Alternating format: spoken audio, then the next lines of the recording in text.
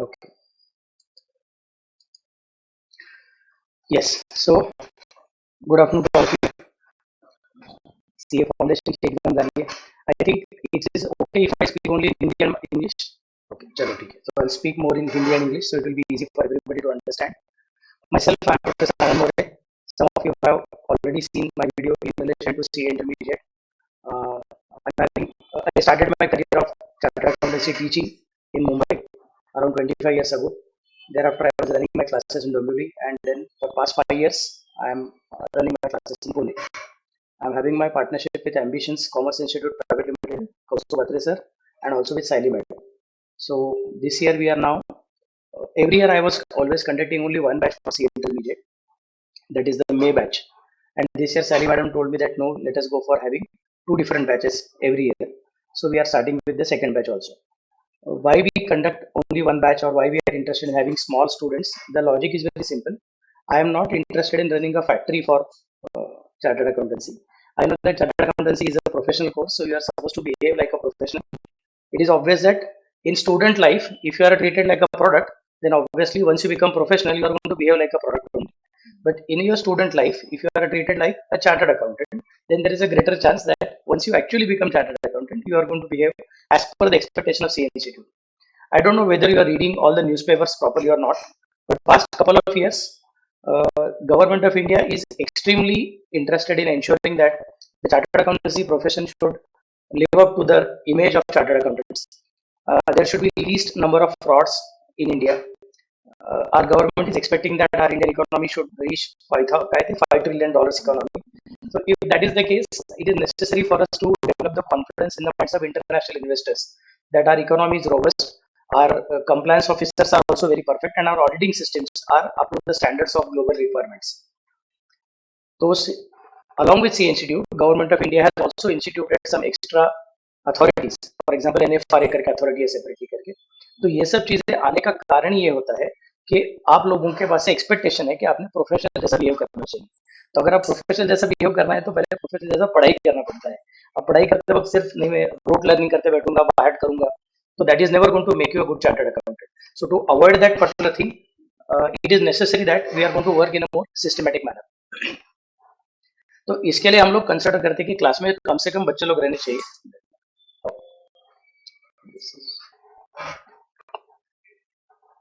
Yeah. कम बच्चे रहेंगे तो in that case it becomes easy for the professors to have personal attention with the students, and it is easy for the students also to ask the questions. अपने class का जो system है, online system भी, वो बाकी सब classes के मुकाबले एकदम यूनिक सिस्टम है. बाकी सब क्लासेस में जब आप ऑनलाइन पढ़ाई करते हो तो इन दैट केस आपको घर से अगर डाउट पूछने का रहेगा तो आपको टाइप करना पड़ता है. वेरएज मैं जो लेक्चर्स लेता हूँ उसमें बाय डिफॉल्ट मैं गूगल मीट को यूज करता हूँ, और गूगल मीट को यूज करने का फायदा क्या हो जाता है कि आप लोग अगर वहां से क्वेश्चन पूछोगे तो मुझे यहाँ पे सुनाई देता है. तो इसका मतलब जैसे आप क्लास में बैठे हो, आपको कुछ डाउट है, आपने मुझे पूछ लिया, तो मैं इमीडिएटली आपको सॉल्व करके देता हूँ.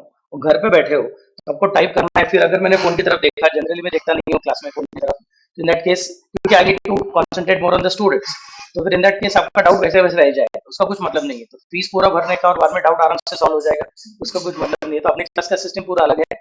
We ensure that the students who are sitting at home will also find that it is easy for the purpose of studying and getting their doubts clear.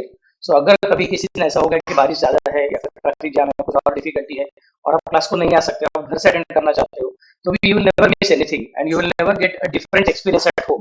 कि क्लास में अलग है और घर पे अलग है, ऐसा कुछ नहीं होगा. जिस तरह से आप क्लास में डाउट पूछ सकते हो, अपना सारा का सारा डिफिकल्टी सॉल्व करके ले सकते हो, सिमिलरली आपका घर के अंदर बैठ के भी same to same situations complete हो जाएगा. So that is the second thing which is very important. Third thing which I am more interested in is ensuring that आप लोग अननेसेसरली सीए का पढ़ाई मतलब कुछ तो एक बड़ा हवा बना के रखने का कि नहीं कुछ डिफिकल्ट है, ऐसा कुछ नहीं है.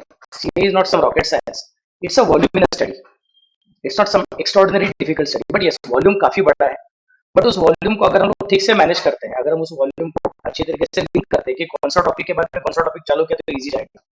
तो यहाँ पे लिंकिंग क्या जरूरत है, प्रोफेसर कब फ्री है वो इंपॉर्टेंट नहीं है, बल्कि आपका कौन सा टॉपिक सिखाने का, कौन सा टॉपिक चालू होना चाहिए वो इंपॉर्टेंट है.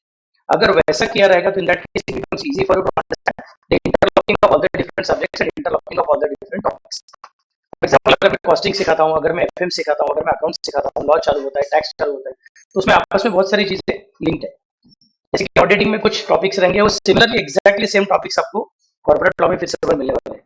स्टडी मटेरियल के अंदर भी यही लिखा रहता है कि ये particular topic, for example accounts and audit of companies, जो रिक्वायरमेंट्स कंपनी लॉ में रहेगा सेम टू सेम रिक्वायरमेंट्स आपको ऑडिटिंग में रहेगा। लेकिन अगर सीखने का टाइम ऑडिट ऑडिट पहले हो गया और लॉ पहले हो गया, तो in that case it's obvious that you will not be in a position to create the link. तो वो सब झमेला अपने को कम करने का है।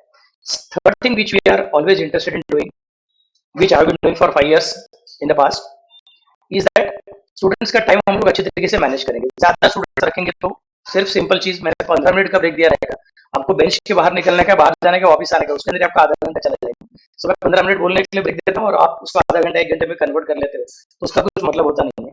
तो less number of students class में रहेंगे तो it becomes easy for me to ensure कि आप सब लोगों को बराबर से पढ़ाई भी करने को मिलेगा। ब्रेक मतलब जितना रखा है उतना ही ब्रेक रहेगा, ज्यादा टाइम खाली वेस्ट नहीं होगा।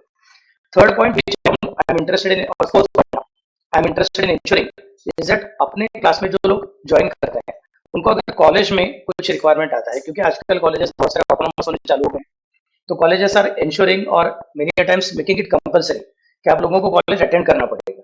अगर कॉलेज अटेंड करना पड़ेगा, ऐसे डिफिकल्टी आता है तो इन दैट केस स्टूडेंट्स फिर क्लास में जाऊं इधर जाऊं, टेंशन आता है क्या करने का क्या नहीं करने का, डिफिकल्टी है नहीं अपने पास, बराबर से 12 बजे के बाद ही अपना लेक्चर चालू होता है। So in the morning, if you are thinking of studying on your own, you can study at your home on your own. And if you are interested in going to college and then come back, you can also do that particular thing. So you are going to manage your timing more effectively. Professor कब free है उसके हिसाब से आपका lecture नहीं होगा, बल्कि आप लोग इंपॉर्टेंट हो। आपकी जिंदगी के सबसे इंपॉर्टेंट साल ही है कि जहाँ पे आपको कॉलेज भी पूरा करना है और इंटरमीडिएट भी पूरा करना है, तो दोनों को मैनेज करने के लिए हमको मदद करना चाहिए, न कि हमने आपका डिफिकल्टीज बढ़ाना है। So that is the basic idea which we are thinking of. फिर कोई कोई बच्चे बोलते हैं सर लेकिन बाकी सब क्लासेस में तो एकदम 12-12 घंटा पढ़ाई होता है और अपने क्लास में सिर्फ 12 से 7:30, 12 से 8 इतना ही पढ़ाई होगा, तो सिलेबस पूरा होगा कि नहीं होगा।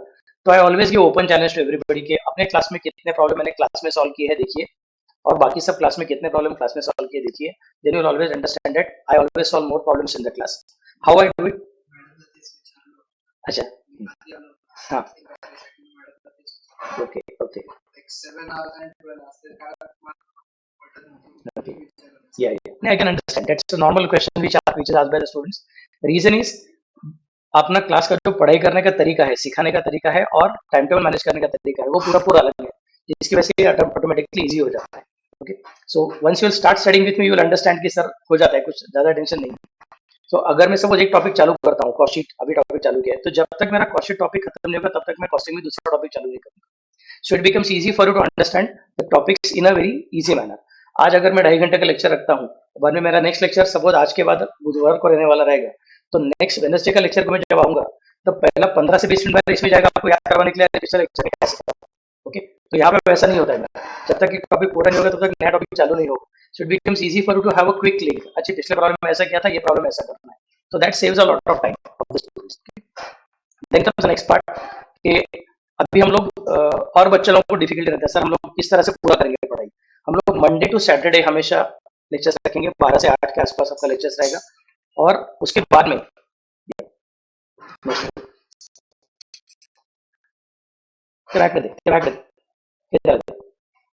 ऐसा प्रिंट आउट क्लास में अपने जो डेमो बैच का लेक्चर्स है उसके लिए नोट्स प्रिंट करके रखा हुआ है, और बाद में अपना क्लास का जब लेक्चर चालू हो जाएगा तो आपको उसका पूरा नोट्स मिलेगा। ओके, हर एक सब्जेक्ट का कम से कम 2 या 3 टॉपिक, 2 या 3 बुक्स रहता है, थियरी क्वेश्चन अलग, प्रैक्टिकल क्वेश्चन अलग, ऐसा करके रहेगा। जो बच्चे लोग आज घर से अटेंड कर रहे हैं उनके लिए छोटा रिक्वायरमेंट, छोटा रिक्वेस्ट, मैं आज अभी लेक्चर के बीच में आप लोगों के साथ व्हाट्सएप पे एक गूगल फॉर्म इशू करूंगा, क्योंकि आज मैंने सब लोगों को इनविटेशन दिया हुआ है, लेकिन धीरे धीरे मैं क्या करूंगा, जो लोगों ने प्री रिजल्ट बैच के लिए रजिस्ट्रेशन किया अपने क्लास में उन लोगों को उसका इनविटेशन आना चालू हो जाएगा। तो इसके लिए मैं आपको एक गूगल फॉर्म शेयर करूंगा, उसमें आपका फॉर्म डिटेल्स भर दीजिए, क्योंकि मेरे ख्याल से अभी 2 बच्चे ऐसे हैं, एक सिद्धांत है और एक I think Akanksha, yes Anusha, Anusha. तो उन दोनों को मैंने सेपरेट उनका ईमेल एड्रेस क्रिएट करके रखा हुआ है, तो they are not required to worry about this thing. अभी जो एक्स्ट्रा स्टूडेंट्स आए हुए हैं वो सब लोगों को पहले इन्विटेशन मेरे पास फिर से बार एक रिक्वेस्ट करना पड़ता है, सर क्लास में अगर सिद्धांत ज्वाइन करेगा, नहीं तो जिनको मैंने ईमेल एड्रेस करके दिया रहेगा उन लोगों को डिफिकल्टी नहीं आने वाला है, they can always join the class very easily. So मुझे आपका फिर पूरा नाम लगेगा, एक छोटा सा गूगल फॉर्म है, वो आपको मैं बाद में शेयर करूंगा क्लास में, तो उसको आपको भर देने का, तो आपका ईमेल एड्रेस क्रिएट हो जाएगा, उसको एक्टिवेट कैसे करने का वो भी आपको मैं इंस्ट्रक्शन दे दूंगा, और उसको यूज करने के बाद यू विल फाइंड दैट अगर किसी दिन आपको डेमो लेक्चर के लिए भी घर से अटेंड करने का मन किया कि सर मैं घर से अटेंड करके देखता हूँ आज कैसा करना है करके, तो वो भी आपको समझ में आ जाएगा. ओके, ठीक है. These are the people who are joining. Yes.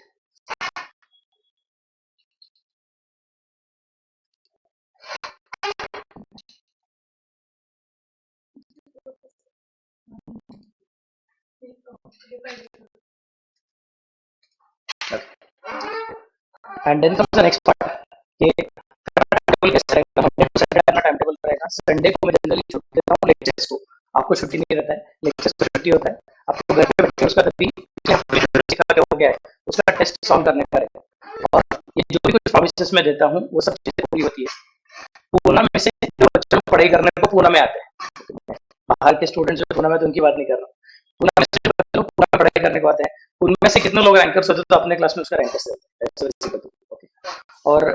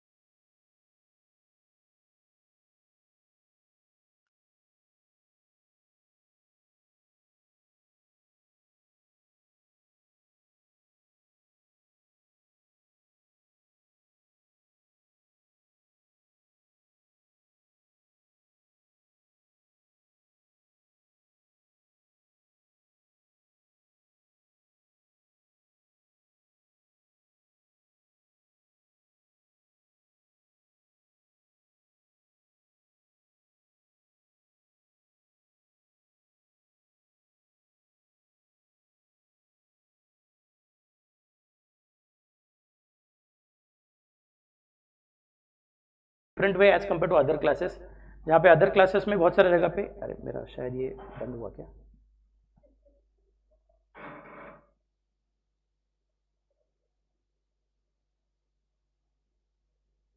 माझा आवाज येतोय का सगळ्यांना, घरच्या लोकांना? Okay, good, great, thank you. मला ब्लूटूथचं नोटिफिकेशन वेगळं आलं होतं, ते मला फक्त चेक करायचं होतं, बाकी काही नाही. या तो आप लोग का पढ़ाई कंटिन्यूस चलता रहेगा, और अभी चालू होगा और 31 जुलाई के आसपास आपका सिलेबस खत्म हो जाएगा. उसके बाद में मेरा नया बैच चालू हो जाएगा. नए बैच मेरा 12 बजे से आगे आएगा और आप लोग मुझे सुबह 7 से 9 मिलते रहोगे for the purpose of studies. Okay, so that's the way in which will be going for it. तो इस तरह से पढ़ाई करेंगे तो आपका पढ़ाई का प्रेशर कम हो जाएगा. सारा का सारा पढ़ाई में 5 महीने के अंदर, 6 महीने के अंदर आपको सुबह 8 से लेकर रात को 8 बजे तक बैठा के रखता हूँ, और बाद में आपको 3 महीने का छुट्टी देके बोलता हूँ जो घर पे करने का करो, या फिर मैं यूट्यूब पे लेक्चर चालू कर दूंगा, आप मेरे हिसाब से आ जाओ, अपने हिसाब से यूट्यूब पे लेक्चर सिर्फ देखते रहो. तो ये चीज़ का फायदा नहीं होता है. इट इज़ नेसेसरी दैट जब मैं लेक्चर ले रहा हूँ तो आपको लेक्चर के अंदर फिर से डाउट पूछने का मन किया तो पूछने को आना चाहिए. Live lecture should not be live by way of only TV screen. Live lecture इसका मतलब you are actually taking part in that particular situation. तो अपना कुछ चला हवा येऊ किंवा असं कुठला काय कपिल शर्मा शो, ऐसा कुछ नहीं है कि आप लोग सिर्फ हंसोगे वगैरह करके. It is necessary that you should be in a position to ask the question कि सर मुझे समझा नहीं, फिर से समझाओगे वगैरह करके. उसके लिए अपना सिस्टम थोड़ा अलग है और उसके हिसाब से टाइम टेबल एडजस्ट किया हुआ है. Okay, so that's all about the introduction of the class. Lecture के बाद में मैं आपको और एक सेपरेट इन्विटेशन भेजूंगा. सेकंड लेक्चर जो रहेगा अपना, क्योंकि ये लेक्चर मेरा 1:30 तक है, और उसके बाद में 15 मिनट का ब्रेक दूंगा. फिर बाद में 1:45 को नेक्स्ट लेक्चर चालू करूंगा. 1:45 के बाद it will be up to around 3 या फिर 3:15. फिर बाद में आपका अपना आज का डेमो लेक्चर खत्म हो जाएगा. कल से डेमो लेक्चर का टाइमिंग थोड़ा चेंज किया हुआ है. Instead of 12 o'clock it will be at 2 o'clock. मतलब आपको अगर खाना वाना खा के आने का है तो इट विल बी ईजी, क्योंकि अभी 2 ही 3 ही घंटे का लेक्चर है तो थोड़ा डिफिकल्ट होता है. अब एक बार नॉर्मल लेक्चर चालू हो जाएंगे तो आप टिफिन लेके आ सकोगे, यहाँ पे टिफिन भी खा सकोगे, उसका प्रॉब्लम नहीं आएगा. लेकिन 2-3 घंटे के लेक्चर के लिए टिफिन लेके आना डिफिकल्ट रहता है. तो आप आराम से खाना खा के 2 बजे आइए. 2 से 5 लेक्चर रखूंगा, so it will be easy for the purpose of working. Okay, तो आज का अपना टॉपिक कौन सा है? आज का टॉपिक अपना कॉस्ट शीट. कॉस्ट शीट मतलब सब्जेक्ट कौन सा है? कॉस्टिंग. अलग सब्जेक्ट है.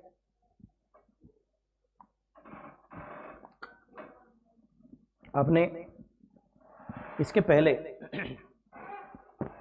जो सब्जेक्ट सीखे हैं, आपने अकाउंटिंग सीखा है, ओसी सीखा रहेगा मेरे ख्याल से 11वीं 12वीं में, ऑर्गेनाइजेशन ऑफ कॉमर्स सीखा रहेगा, इकोनॉमिक्स सीखा रहेगा, और उसके बाद में आपने कौन सा टॉपिक सीखा रहेगा? मैथ्स सीखा रहेगा, एसपी सीखा रहेगा, depends on what particular subject you must have chosen. उसके अलावा सीए फाउंडेशन में आपने लॉ सीखा है. So these are the general subjects which you are aware of in the subject of commerce. But अभी जब हम लोग CA का पढ़ाई करना चालू करते हैं, CA इंटरमीडिएट का पढ़ाई करते हैं, तो ग्रुप में 2 पार्ट में डिवाइड किया है, ग्रुप 1 ग्रुप 2। कुछ लोगों को टेंशन आता है कि सर मैं एक ही ग्रुप दूंगा, 2 ग्रुप नहीं दूंगा, मुझसे होगा नहीं होगा करके। आज उसके बारे में बात नहीं करूंगा, मेरा डेमो लेक्चर्स खत्म होने दो, आप खुद ब खुद मुझे बोलने वाले कि सर मेरा डिसीजन हो गया है, मुझे चिंता करने की जरूरत नहीं, मेरा पढ़ाई हो सकता है, मुझे समझ में आ गया करके। ओके, सो आज हम लोग सिर्फ कॉन्सेंट्रेट करेंगे कि सब्जेक्ट क्या है। नाम उसका कॉस्ट अकाउंटिंग ऐसा नाम है, तो अपने को लगता है हाँ अकाउंटिंग है, इसका मतलब शायद वही रहेगा पर्सनल, रियल, नॉमिनल, और वही रहेगा अपना जर्नल, फिर बाद में लेजर, फिर बाद में ट्रायल बैलेंस, फिर बाद में फिर से बार फाइनल अकाउंट्स, ऐसा कुछ तो रहेगा। वेयर इन रियलिटी भले ही सब्जेक्ट का नाम कॉस्ट एंड मैनेजमेंट अकाउंटिंग रहेगा, तो भी इसमें अकाउंटिंग का पार्ट थोड़ा अलग है। ये पूरा अलग टाइप का साइंस है। आपको इसमें से कुछ नाम ऐसे लगेंगे कि सर हाँ ये नाम मुझे मालूम है, for example wages, for example raw material consume, ऐसा अलग अलग नाम मुझे पता है सर, तो शायद मैं ये कर सकूंगा, ऐसा आपको लग सकता है। लेकिन इसके पीछे का कंसेप्ट अलग है, इसका ओरिएंटेशन अलग है। तो आज का मेरा लेक्चर जो है वो पूरा लेक्चर सिर्फ आपको कॉस्टिंग का ABCD सिखाने में चला जाएगा, और कल से हम लोग फिर कॉस्टिंग का ऐसे लिखना चालू करेंगे। सो एक दिन के अंदर अपने को बड़ा जंप मारने का है। आज अपने को ABCD लिखने को सीखने का है, और उसके बाद अपने को बाद में उस ABCD को यूज करते हुए कल से ऐसे लिखना चालू करने का है। What is costing now in a business? अगर अपना छोटा बिजनेस है तो वहां पे कॉस्ट अकाउंटिंग का जरूरत रहेगा कि नहीं रहेगा? जनरली नहीं रहेगा। अगर आपका स्मॉल बिजनेस है, AC से रिमोट पाइएगा, हाँ, अगर अपना स्मॉल बिजनेस है तो इन दैट केस अपने को कॉस्ट अकाउंटिंग का जरूरत ही नहीं पड़ेगा। जैसे जैसे आपका बिजनेस बड़ा होते जाता है, और अगर आप प्राइमरीली मैन्युफैक्चरिंग ऑर्गेनाइजेशन में काम करते हो, मैं ऑर्गेनाइजेशन को 3 अलग अलग तरीके में डिवाइड करता हूं। पहला कौन सा? तो मैन्युफैक्चरिंग ऑर्गेनाइजेशन। दूसरा कौन सा? प्रोडक्शन वाला ऑर्गेनाइजेशन। तीसरा कौन सा? ट्रेडिंग वाला ऑर्गेनाइजेशन। और चौथा कौन सा? तो सर्विस वाला ऑर्गेनाइजेशन। ये अपने अलग अलग टाइप के एक्टिविटीज है, उसमें से हम लोग मैन्युफैक्चरिंग और प्रोडक्शन को एक ही कंसिडर कर सकते हैं। What is the difference between manufacturing and production? Manufacture मतलब हम लोग रॉ मटेरियल्स को फिनिश गुड्स में कन्वर्ट करते हैं। ये नेचुरल प्रोसेस नहीं है, हमने इन्वेंट किया हुआ प्रोसेस है। ओके, तो अगर मैं गेहूं का आटा बनाता हूं मतलब वो मैन्युफैक्चर जैसा हो गया, प्रोडक्शन नहीं है। और अगर मैं दूध का दही बना के लेता हूं तो इन दैट केस वो प्रोडक्शन है। समझे मैं कैसे बोल रहा हूँ? It's a natural process which is only monitored by us, so then it is called as production. But हमारे सब्जेक्ट के हिसाब से मैन्युफैक्चरिंग एंड प्रोडक्शन दोनों को हम लोग एक ही कंसिडर करेंगे तो भी चलेगा। Next one is trading. यहाँ पे हम लोग किसी और के पास से लेते हैं, और जो लेते हैं उसी को वैसे का वैसा बेच देते हैं। उसमें हम लोग अपना कुछ नया चीज ऐड नहीं करते हैं, जो लिया वैसे कैसे बेच दिया, मतलब हम लोग ट्रेडर है, हम लोग सिर्फ दुकानदार है। ओके, तो in that case it is trading organisation. And तीसरा है सर्विस ऑर्गेनाइजेशन, तो उसके अंदर बैंकिंग आएगा, इंश्योरेंस आएगा, और मे बी गुड्स ट्रांसपोर्ट वाले लोग आ जाएंगे, हॉस्पिटल आ जाएंगे, होटल्स आ जाएंगे, ये सब लोग उसके अंदर आ जाएंगे। तो हमको उसमें से इनके बारे में बात करना है, इनके बारे में बात करना है, इनके बारे में बात करना है। ट्रेडिंग वाले लोगों को कॉस्टिंग का कुछ मदद होने वाला नहीं है। तो अगर आप बोले कि सर मेरा बिजनेस है, मुझे कॉस्टिंग का जरूरत है क्या? बताओ, मेरा बड़ा बिजनेस है, मेरा छोटा बिजनेस है। मैं बोलूंगा नहीं, जरा रुको, पहले अपने आपको बताओ कि आपका बिजनेस एक्टिविटी कौन सा तरीके का चल रहा है। अगर आपका बिजनेस एक्टिविटी मैन्युफैक्चरिंग का है, प्रोडक्शन का है, या फिर सर्विस का है, तो आपको शायद कॉस्ट अकाउंटिंग का जरूरत पड़ सकता है। कब पड़ेगा? That depends on your turnover, that depends on the complexity of your business. Okay, then comes the next part. Sir cost accounting करने का फायदा क्या होगा? मतलब मैं कॉस्ट अकाउंटिंग क्यों करूँ? ऐसा कौन सा प्रॉब्लम मेरे सामने आ रहा है जो अपना बुक कीपिंग एंड अकाउंटेंसी में सॉल्व नहीं होता है? इसके लिए मुझे फिर से एक बार कॉस्ट अकाउंटिंग नाम का नया सब्जेक्ट सीखना पड़ता है। That is the next question. तो if we are thinking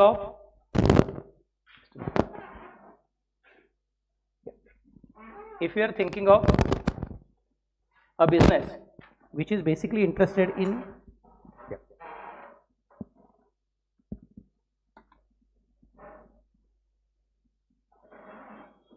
finding out how much profit is made by the business, तो आपका बुक कीपिंग एंड अकाउंटेंसी आपको मदद करने वाला है। बुक कीपिंग एंड अकाउंटेंसी क्या बोलते हैं आपको कि देखो भाई, आप साल भर ट्रांजेक्शंस कर दो, उस ट्रांजेक्शन को हम लोग रिकॉर्ड करना चालू करेंगे। रिकॉर्ड करेंगे अपने को समझेगा कि इस साल अपना परचेस कितना हुआ, सेल्स कितना हुआ, ओपनिंग स्टॉक कितना है, क्लोजिंग स्टॉक कितना है, वेजेस कितना है, सैलरीज कितना है, अलग अलग चीज़ों का अपने को डिटेल्स मिल जाएगा। सारे के सारे डिटेल्स मिलेंगे। साल के एंड में हम लोग उसका ट्रायल बैलेंस बनाएंगे। ट्रायल बैलेंस बनाने के बाद में आप उसको trading account, profit and loss account और बैलेंस शीट में कन्वर्ट कर दोगे, पर्सनल ईयर नॉमिनल अकाउंट जैसे रहेंगे उसके हिसाब से, और बाद में आपको पता चल जाएगा कि आपका बिजनेस में इस साल प्रॉफिट हुआ कि नहीं हुआ। लेकिन by default you are looking at the history, क्या हुआ है उसकी आप बात कर रहे हो। कि इस साल अपने बिजनेस में प्रॉफिट हुआ कि नहीं हुआ। अगर मेरा क्वेश्चन मैं थोड़ा चेंज करता हूं कि अगले साल अगर मुझे बिजनेस में इतना प्रॉफिट कमाने का है तो मैं क्या करना चाहिए बताओ, तो बुक कीपिंग वाला अकाउंटेंट बोलेगा सॉरी सर इसके बारे में बात नहीं कर सकता हूं, मेरा काम ही है looking at the transactions which have already happened, जो हुआ है उसको रिकॉर्ड करना ये मेरा जिम्मेदारी है। जो हो सकता है, होने वाला है, फ्यूचर गेजिंग करने का है, वो मेरा काम नहीं है। मैं ज्योतिषी नहीं हूं, मैं एस्ट्रोलॉजर नहीं हूं, मैं फ्यूचर प्रेडिक्शन करने वाला पर्सन नहीं हूं, मैं हिस्ट्री को रिकॉर्ड करने वाला पर्सन हूं। सो अगर आप बोलोगे कि ट्रांजैक्शन हो चुका है, फिर मैं बोलूंगा अच्छा अगर ट्रांजैक्शन हो चुका है तो उसको रिकॉर्ड कैसे करने का वो मैं बता सकता हूं। लेकिन आप बोलोगे कि अरे यार मुझे अगले साल इतना प्रॉफिट कमाने का तो मैं क्या करूं, मैं बोलूंगा सॉरी सर वो नहीं बता सकता हूं।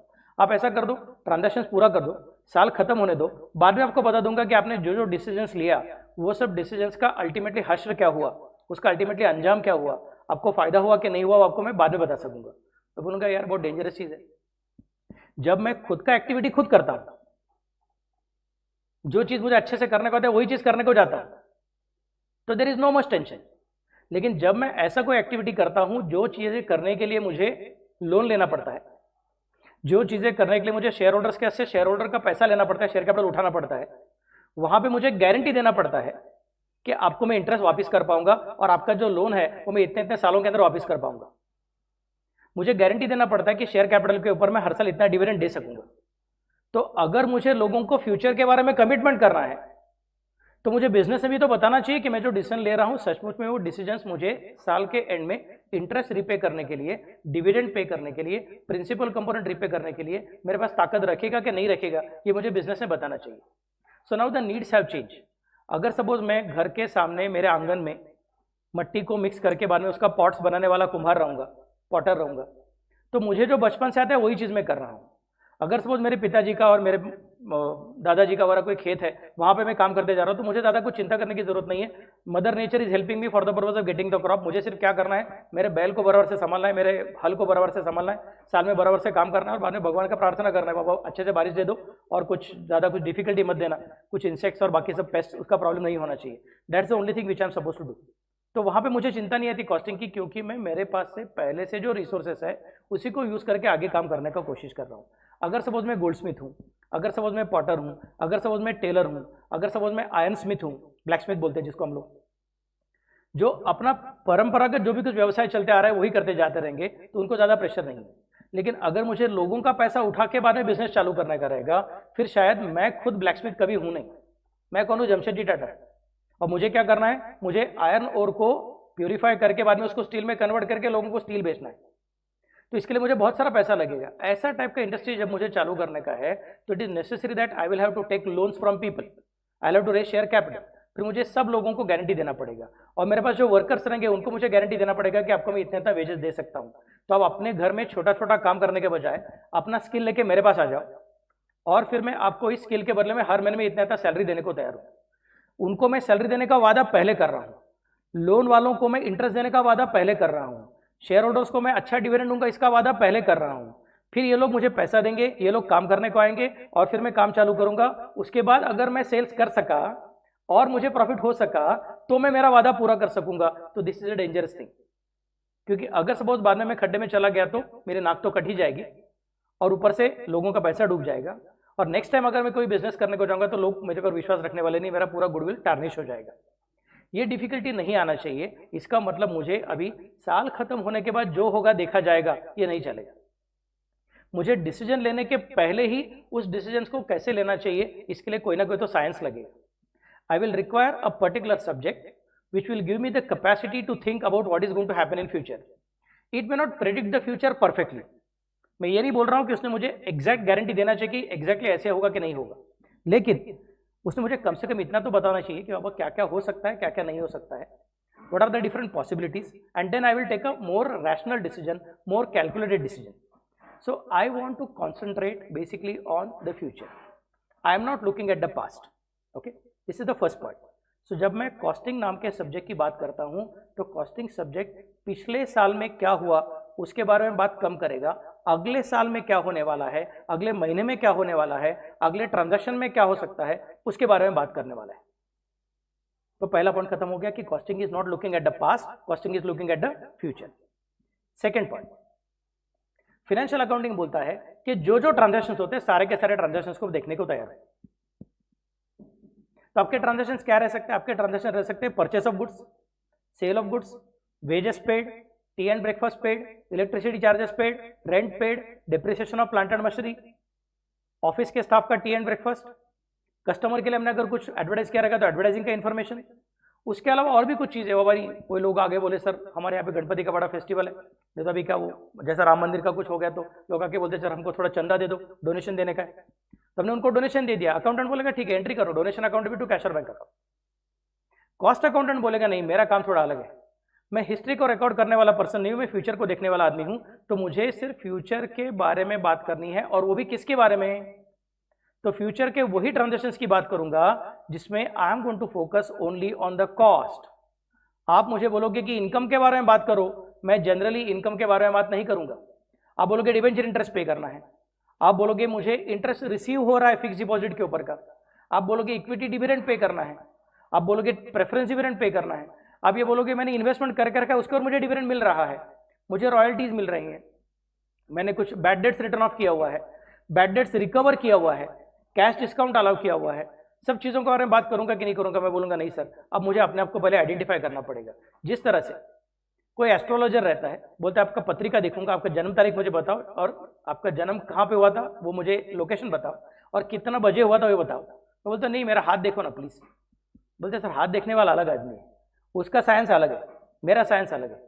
हाथ देखने वाला भी फ्यूचर को बता सकता है हाथ को देखते हुए, और मैं भी फ्यूचर को बता सकता हूँ, बट मेरा साइंस अलग है। मैं देखता हूँ क्या जन्म तारीख लगेगा, जन्म का लोकेशन लगेगा और जन्म का टाइम लगेगा, ये तीन चीजें रहेगी तो मैं बाकी का चीज बना सकता हूँ। बट हाथ का देख के, चेहरा देख के, और क्या आपका बाकी नाम का नंबर ऑफ लेटर्स कितना है वो सब देख के, वो सब चीजें मैं नहीं बता सकूंगा, वो मेरा काम नहीं है। आपको उसके लिए शायद किसी दूसरे साइंटिस्ट के पास जाना पड़ेगा, उसका साइंस है नहीं है मुझे पता नहीं। जैसा कॉस्ट अकाउंटेंट बोलेगा सर आप मुझे अकाउंटिंग को जो जो दिखता है वो सब देखो, ऐसा बोलोगे मैं नहीं देखने वाला हूँ। मेरा बेसिक लॉजिक रहने वाला है कि मैं हमेशा बात करूंगा सिर्फ कॉस्ट की। आई रिपीट, मैं हमेशा बात करूंगा सिर्फ कॉस्ट की। और मेरे लिए सबसे इंपॉर्टेंट इक्वेशन, जैसा अकाउंटिंग में हमारा सबसे इंपॉर्टेंट इक्वेशन कौन सा था याद है कि आपको? अकाउंटिंग का equation assets is equal to capital plus liabilities, ये आपका अकाउंटिंग का सबसे इंपॉर्टेंट इक्वेशन था। कॉस्टिंग बोलेगा नहीं मेरा इक्वेशन अलग है, मेरा इक्वेशन कौन सा इंपॉर्टेंट है? Cost plus profit is equal to sales. I repeat, cost plus profit is equal to sales, ये मेरा बहुत इंपॉर्टेंट इक्वेशन है। और मुझे मालूम है कि बिजनेसमैन को क्या करना है, बिजनेसमैन को प्रॉफिट को मैक्सिमाइज करना है। प्रॉफिट को मैक्सिमाइज करने के उसके पास कितने तरीके हैं? दो अलग अलग तरीके हैं। एक तो सेल्स को बढ़ा दो, नहीं तो कॉस्ट को कम करो। I repeat, your objective is to maximise the profit, and profit is not an independent figure, profit is a result of two different things, number one cost and number two sales. वो cost है और sales है। Cost को कम करेंगे तो profit बढ़ेगा, sales को बढ़ाएंगे तो प्रॉफिट बढ़ेगा।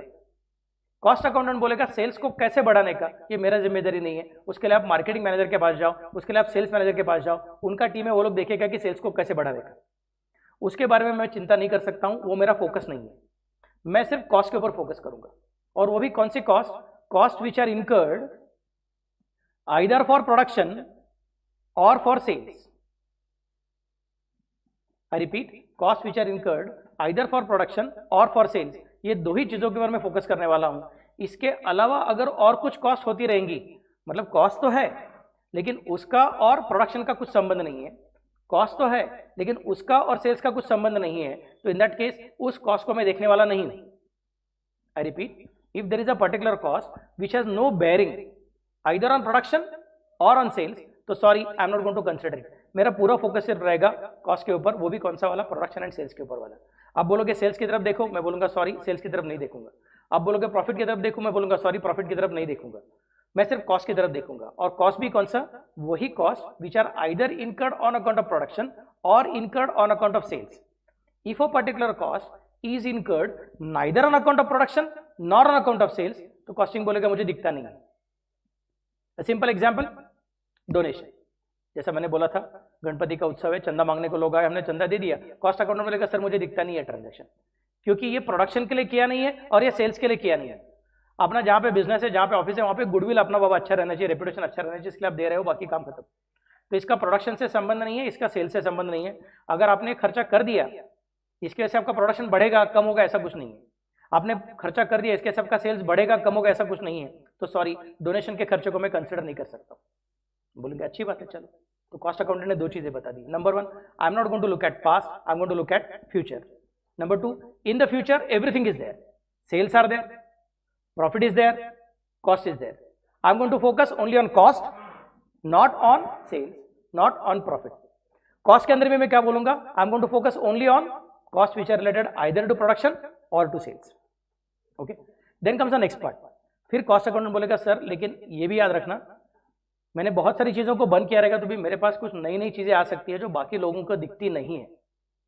अब this is a very dangerous thing, this can happen only in costing, this never happens in accounting.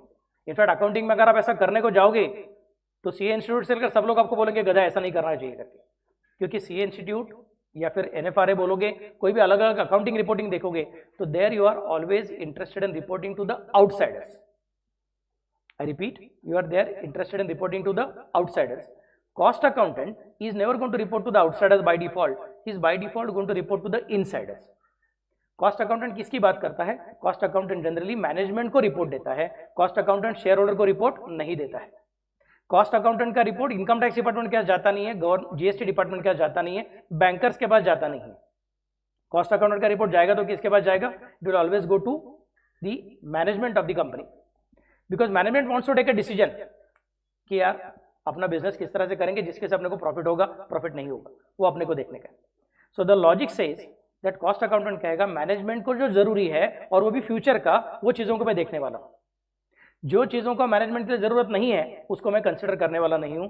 और फिर वो बोलेगा देखो अभी सुनो ठीक से, please tell me, if I am a sole proprietor and I am paying salary to myself, if I am a sole proprietor and I am paying salary to myself, तो ये salary का जो amount रहेगा वो आप लोग trading profit and loss account में debit side में रखोगे कि मेरे कैपिटल अकाउंट बैलेंस शीट के लायबिलिटी साइड में एडजस्ट करोगे? What is your opinion?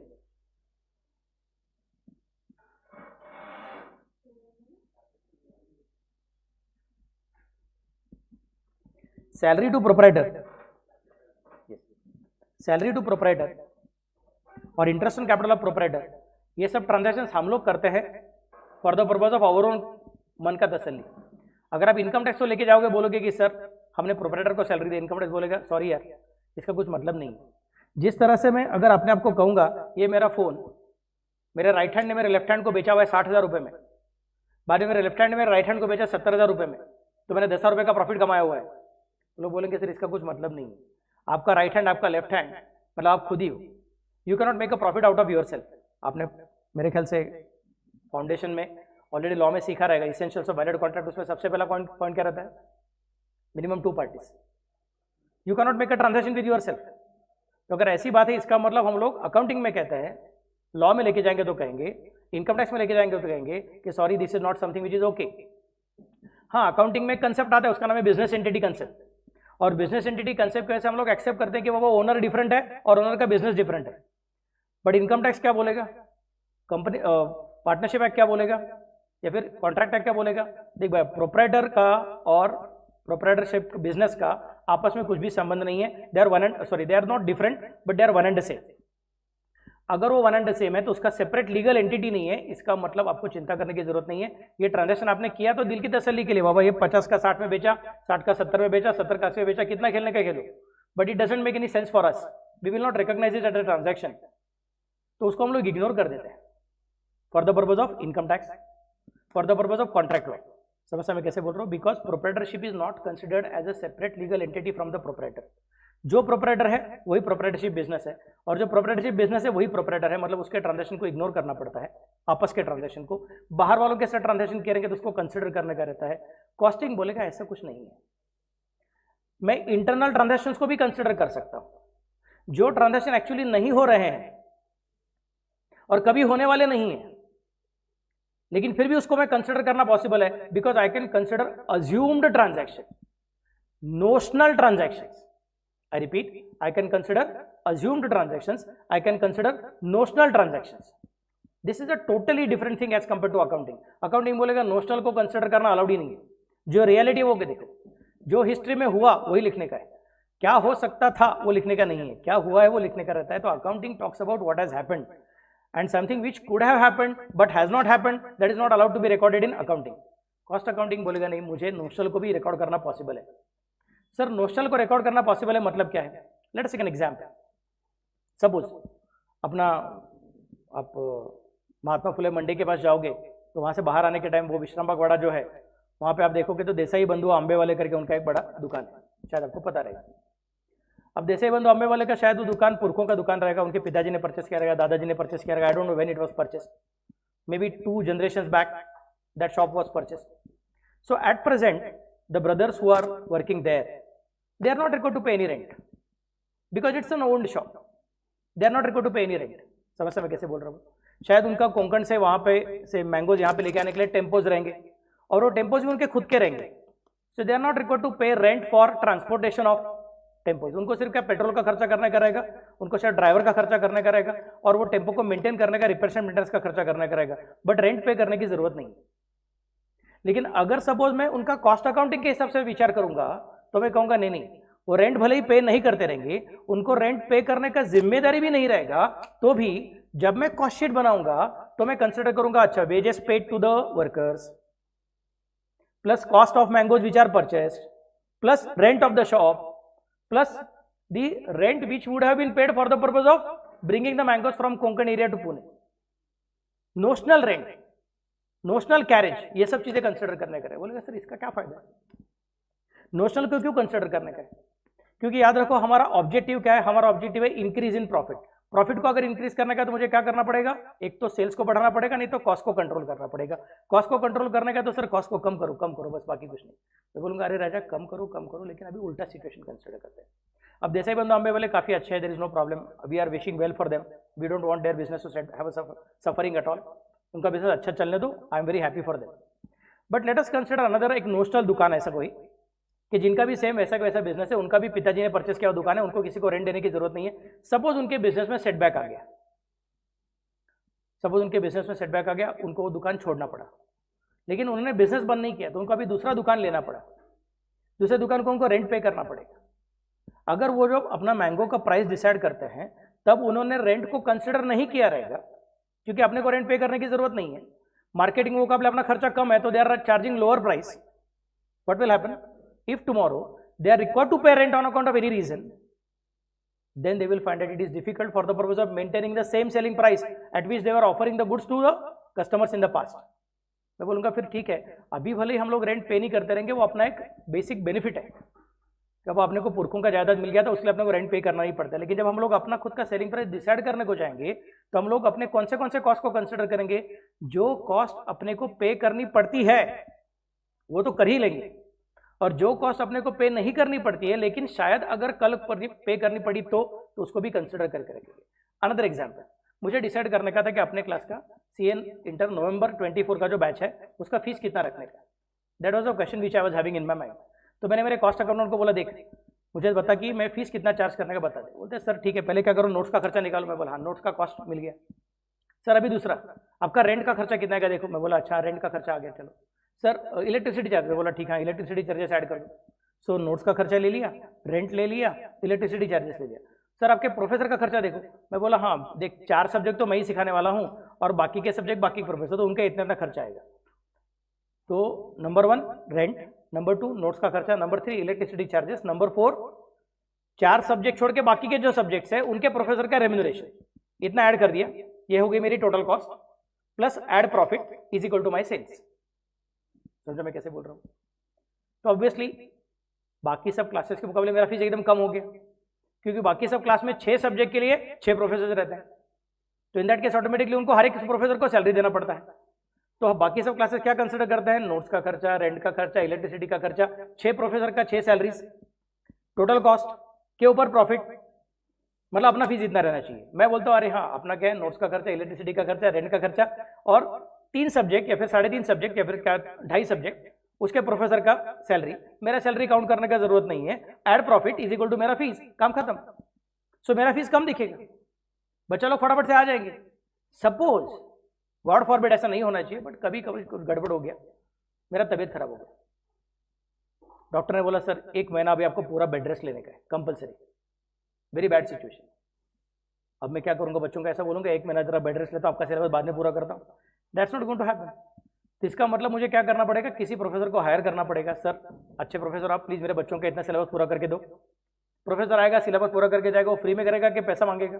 पैसा मांगने वाला है। लेकिन जब मैं कॉस्ट कंसिडर कर रहा था, जब मैं प्रॉस्पेक्टस डिजाइन कर रहा था, जब मैं फीस डिसाइड कर रहा था, सेलिंग प्राइस कितना है वो एस्टिमेट कर रहा था, उस वक्त मैं कॉस्ट को एस्टिमेट करने को जा रहा था। तो जो कॉस्ट मेरे हाथ से जाती है हमेशा उसी को कंसिडर कर रहा था। जो कॉस्ट कभी जाती ही नहीं है, क्योंकि मैं खुद का ही सैलरी खुद को क्या देने का ऐसा करके इग्नोर कर रहा था, अब बाद में मुझे डिफिकल्टी आ सकता है। तो उस साल मुझे नंबर 1 मेडिकल का खर्चा आ गया, नंबर 2 तबीयत खराब हो गई, और नंबर 3 बिजनेस में भी बड़ा लॉस हो गया। क्यों? क्योंकि बिजनेस में मैंने सिर्फ उसी कॉस्ट को कंसिडर किया था जो कॉस्ट मैं पे करता। वेरस कॉस्टिंग बोलते हैं सर ऐसा मत करो, भले ही आप 4 सब्जेक्ट के लिए कंसिडर कर रहे हो, आप इस तरह से सोचो कि नंबर 1 रेंट का खर्चा, नोट्स का खर्चा, इलेक्ट्रिसिटी चार्जेस का खर्चा, बाकी के प्रोफेसर का सैलरी, आप भी अपना सैलरी कंसिडर करो। आप अपने आप को 2 अलग अलग पेमेंट करो ना। नंबर 1 खुद को सैलरी दे दो जैसे कि बाकी के प्रोफेसर सैलरी लेते वैसा, और नंबर 2 बाद में अगर प्रॉफिट बचा तो प्रॉफिट का शेयर ले लो। बट ये मत बोलो कि रेंट पे किया, इलेक्ट्रिसिटी पे किया, नोट्स पे किया और बाकी के सब्जेक्ट के प्रोफेसर का सैलरी पे किया, तो जो बच गया वो सारा का सारा मेरा। ये सारा का सारा मेरा आप कंबाइन कर रहे हो, ऐसा मत करो। अब अपना पहले सैलरी उठा के ले लो, बाद में अगर कुछ बचता है तो डिसाइड करो कि आपको प्रॉफिट का शेयर मिलेगा कि नहीं मिलेगा। That's why costing comes up with a new concept that is called as notional cost. जो कॉस्ट शायद मुझे पे नहीं करनी पड़ती है because of my peculiar nature of business, because of my peculiar control over the assets, इसके से मुझे वो पे नहीं करनी पड़ती है, लेकिन फिर भी कॉस्टिंग बोलेगा सर पे नहीं करनी पड़ती है, इसका मतलब ये नहीं है कि कभी भी पे नहीं करनी पड़ेगी। आप उसको अभी से इंक्लूड करना चालू करो। फॉर्चुनेटली यस, आइए बैठिए, ये लीजिए।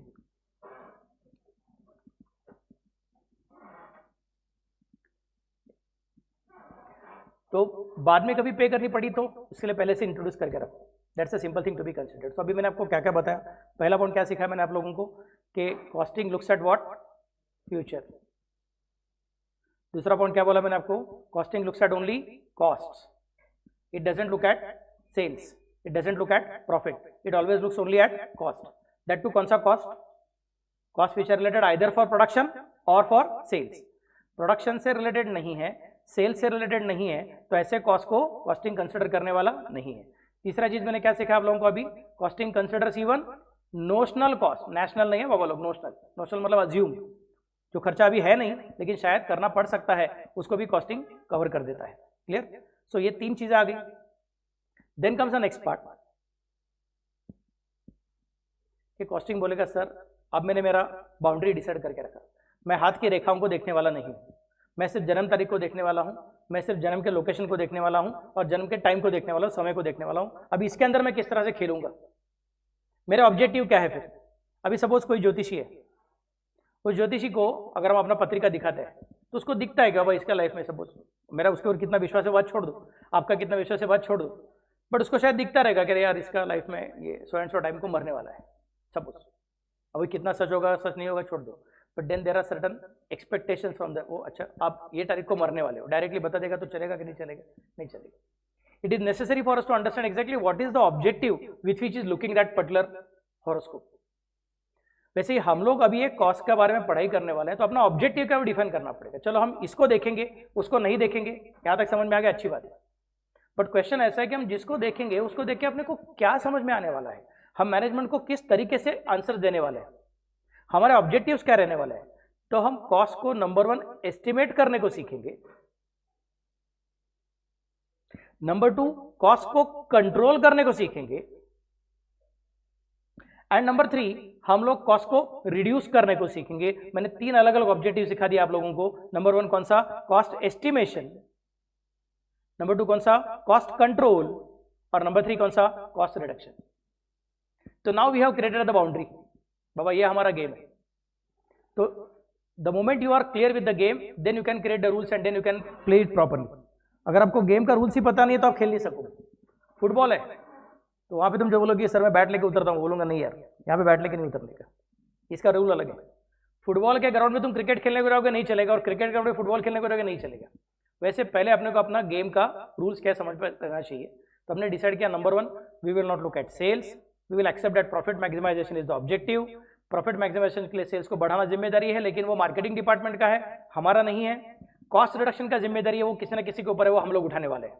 इसके लिए हम लोग कॉस्ट की तरफ फोकस करने वाले हैं। और कॉस्ट भी कौन सा कंसिडर करेंगे, आइदर फॉर प्रोडक्शन और फॉर सेल्स। हम लोग एक्सेप्ट करेंगे कि जो कॉस्ट प्रोडक्शन का है, सेल्स का, उसी को कंसिडर करना है। फिर वो पे किया रहेगा तो भी ठीक, पे नहीं किया रहेगा तो भी ठीक, पे करने वाले रहेंगे तो भी ठीक, पे कभी भी करने वाले नहीं रहेंगे तो भी ठीक, नोशनल कॉस्ट को भी हम कंसिडर करने को तैयार है। और इतना सारा का सारा चीजें मन में रेडी रखने के बाद हम लोग याद रखेंगे कि अपने को कॉस्ट एस्टिमेशन करना है, कॉस्ट कंट्रोल करना है और कॉस्ट रिडक्शन करना है।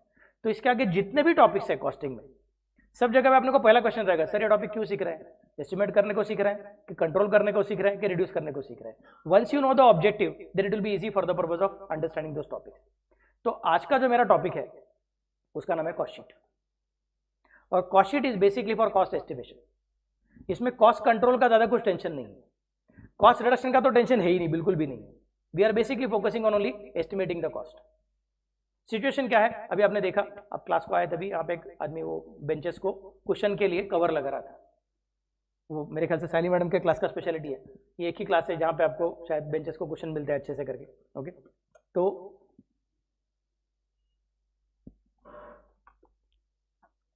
साइली मैडम ने उसको पहले फोन करके पूछा, जरा यहाँ पे आइए, हमारा बेंचेस को देखिए, कुशंस लगाने का है, तो आप मुझे बाद में कोटेशन दीजिए। अब आप सोच के देखिए कि आप सैली मैडम के स्टूडेंट नहीं हो, मेरे स्टूडेंट नहीं हो, यहाँ पे क्लास में बैठे नहीं हो, बल्कि आप उस कुशन वाले के, बेंच वाले के कॉस्ट अकाउंटेंट हो। बेंच वाला यहाँ पे आया, उसने सभी बेंचेस चेक किए, कितने बेंचेस है, नंबर ऑफ बेंचेस, चलो 40 बेंचेस है, सबका साइज चेक किया। फिर उसने मैडम को बोला, मैडम रुकिए, मैं ऑफिस में जाता हूँ, मेरा कॉस्ट अकाउंटेंट वहाँ पे बैठा हुआ है, उसको मैं डिटेल्स देता हूँ कि ये साइज रहेगा, इतने बेंचेस रहेंगे, तो मुझे कोटेशन बना के देगा और बाद में आपको मैं बताऊंगा कि बाबा इसका कितना खर्चा आएगा अगर सबको फिर से बार कवर डालने का, क्या करने का, वर्क। तो now you think about it that you are the cost accountant of that technician और that mechanic.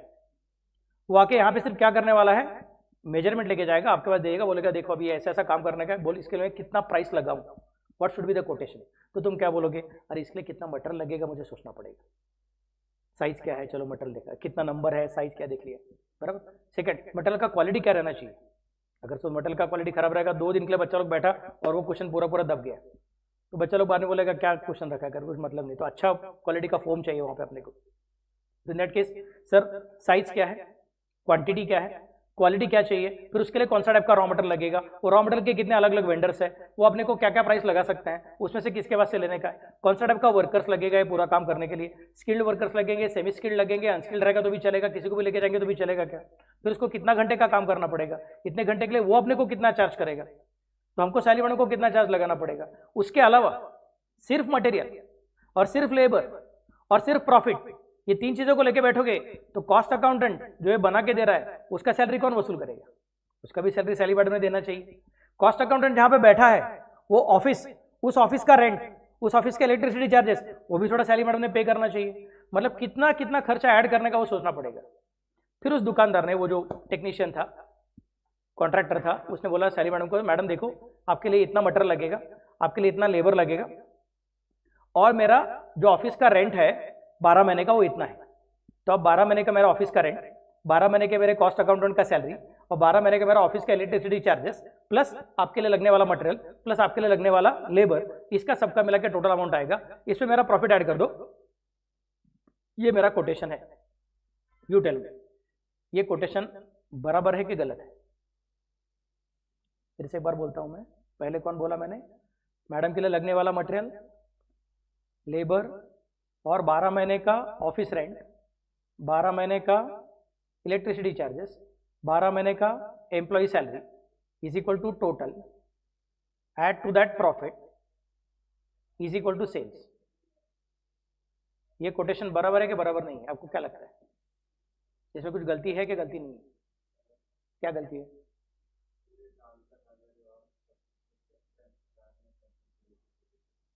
Very good, very good.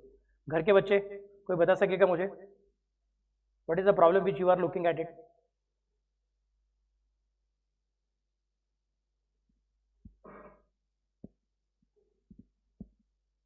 Yes मेरे घर के बच्चे, माइक चालू करो।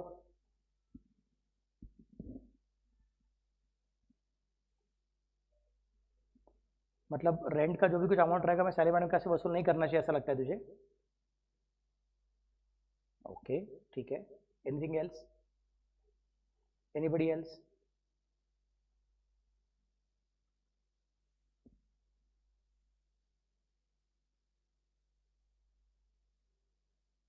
यस, बताइए। ओके, पहली बात, रेंट का अमाउंट वसूल करना चाहिए। अगर रेंट का अमाउंट वसूल नहीं करेंगे तो चलेगा नहीं, लेकिन पूरे साल का अमाउंट कंसिडर नहीं करा जाए। सैली मैडम बोली कि ठीक है आपने लगाया, अच्छी बात है, लेकिन बाबा साल भर में मेरा अकेले का काम करने वाला है क्या? बहुत सारे अलग अलग कस्टमर का काम करने वाला है। तो इसका मतलब जो भी कुछ रेंट का अमाउंट है, जो भी कुछ कॉस्ट अकाउंटेंट का सैलरी रहेगा, जो भी कुछ इलेक्ट्रिसिटी चार्जेस रहेंगे, वो एक ही कोटेशन में से मत निकाल, सबके ऊपर उसको स्प्रेड कर। तो फिर वो जो कॉन्ट्रैक्टर है वापस जाएगा कॉस्ट अकाउंटेंट के पास, बोलेगा अरे यार तूने आनंद सर का लेक्चर अटेंड नहीं किया था क्या? सर ने सिखाया था कॉस्ट एस्टिमेशन कैसे करने का रहता है। तो सारा का सारा अमाउंट एक कोटेशन में ऐड करना अलाउड नहीं है। पहली बात ऐड करना पड़ेगा, याद रख, रेंट को वसूल करना ही चाहिए। अगर रेंट को वसूल नहीं करेंगे तो आगे नहीं जा सकेंगे, नहीं तो उसका खुद का नुकसान होना चालू हो जाएगा। तो रेंट को वसूल करना पड़ेगा, इलेक्ट्रिसिटी चार्ज भी वसूल करने पड़ेंगे। इवन उसके कॉन्ट्रैक्टर के दुकान में अगर सपोज वो अपने एम्प्लॉइज को चाय वाय पिलाता है तो उसका भी अमाउंट उसको सैलरी मैडम कैसे वसूल करना चाहिए? सर चाय उन्होंने नहीं पिया, सैलरी मैडम कैसे क्यों वसूल करते हो? पूरा अमाउंट सैलरी मैडम कैसे वसूल नहीं करेगा, but T and breakfast, office maintenance, जो भी कुछ खर्चा होता है वो भी अपने को अपने कस्टमर कैसे वसूल करने को आना चाहिए। अगर हुआ तो अपना बिजनेस प्रॉफिटेबल रहेगा, वरना हमको लगेगा इतना प्रॉफिट हो रहा है बट रियलिटी में बहुत कम प्रॉफिट हो जाएगा। That difficulty should not arise. तो it is necessary now to develop some system for the purpose of estimating the cost properly. तो पहला जो अपना अंडरस्टैंडिंग है कॉस्टिंग में कि हम लोग किस तरह से वर्किंग करेंगे, just a minute.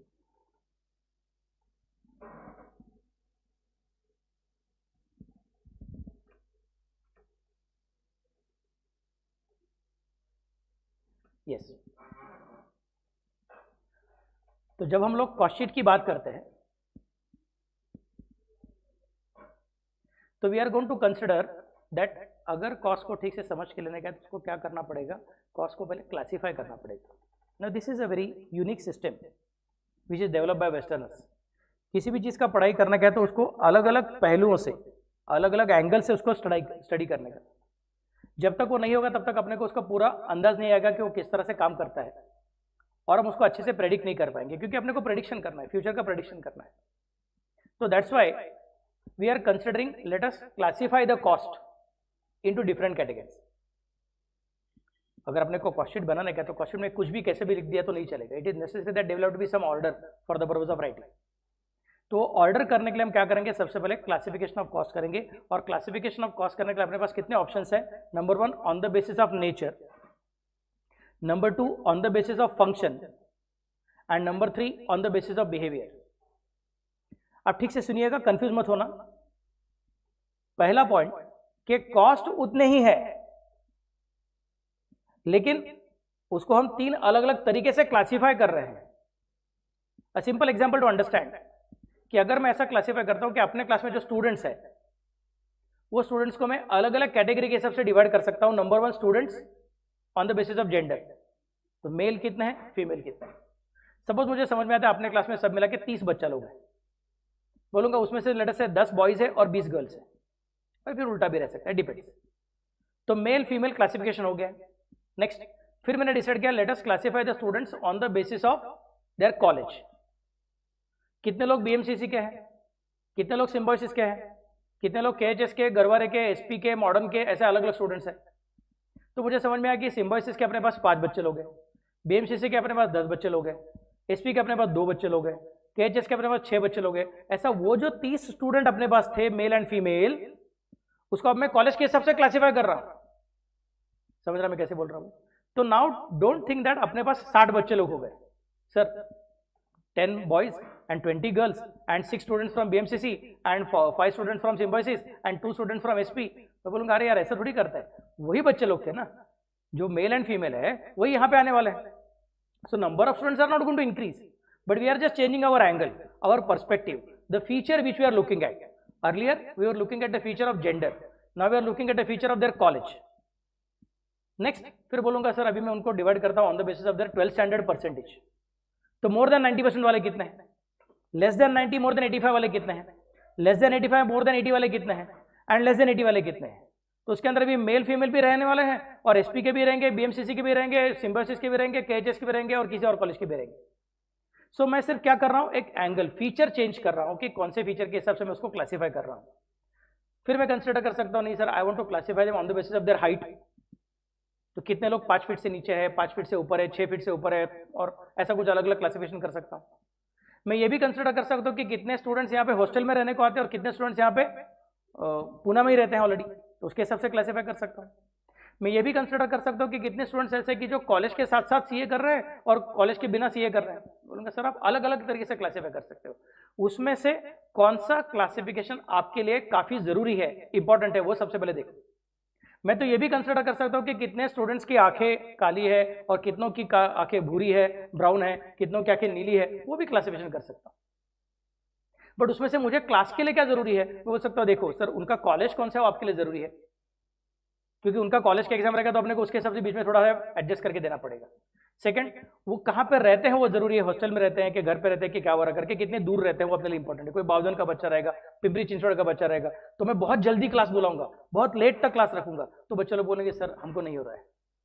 That means I need the classification of their college, I may need the classification of their location where they are staying, I may also need the classification of may be their percentage, so that I will come to know कि अपने class में इस साल मुझे ज्यादा speed से जाने का है कि थोड़ा स्लो स्पीड से जाने का है। So these classifications are important. बाकी का क्लासिफिकेशन पॉसिबल है क्या? हाँ पॉसिबल है कि काली आंखों वाले कितने और भूरी आंखों वाले कितने वगैरह वगैरह, लेकिन वो क्लासिफिकेशन का मुझे क्लास के हिसाब से कुछ फर्क पड़ने वाला नहीं है। मैं ऐसा बोलने वाला नहीं हूं कि अगर आपकी आंखें नीली रहेंगी तो आपको डबल डिस्काउंट और आपकी अगर आंखें काली रहेंगी तो आपको सिंगल डिस्काउंट, ऐसा तो कुछ है नहीं। तो that classification is it possible? हाँ possible, but is it necessary? No not necessary.